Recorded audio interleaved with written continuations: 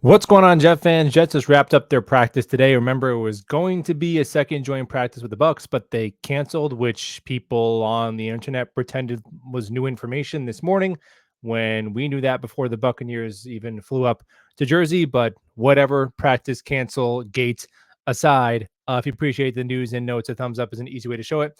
Let's start with some injuries. Not practicing today. AVT with an ankle day to day. Lakin Tomlinson with a leg day to day. Jarek Bernard Converse and Carter Warren. I have a sneaky suspicion both of those guys are going to end up with a little bit of an injury designation loophole to kind of redshirt them and keep some veterans that the Jets trust more in backup roles on the roster for one more year, or at least to start the season. Carl Lawson is dealing with a back injury. He's been out a week and a half. Robert Saleh said yesterday that he pretty much hinted that he got some sort of medical procedure done to his back and he's recovering from it, but didn't sound too dire. So we'll see.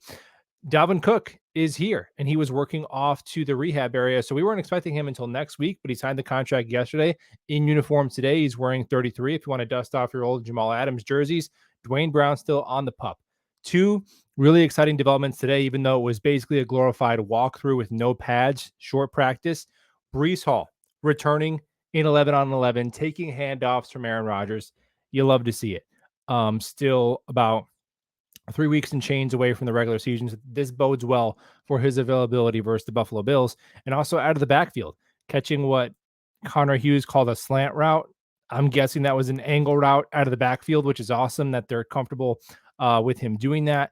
Offensive line, much better today. No obvious sacks. Aaron Rodgers a touch off.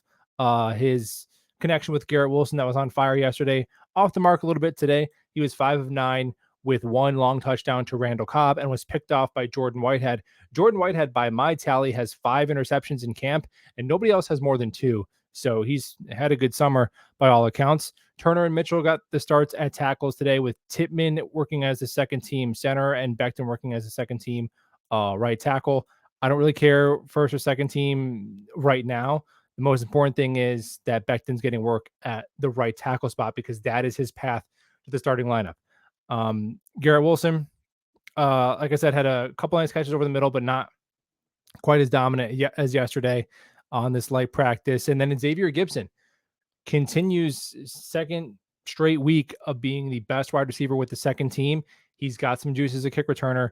If the Jets feel good about his ball security back there, for a while, he's been my sneaky wide receiver 6 over Jason Brownlee, because Jason Brownlee, all the hype built into it, he would not have a job on this Jets team this year without multiple catastrophic injuries.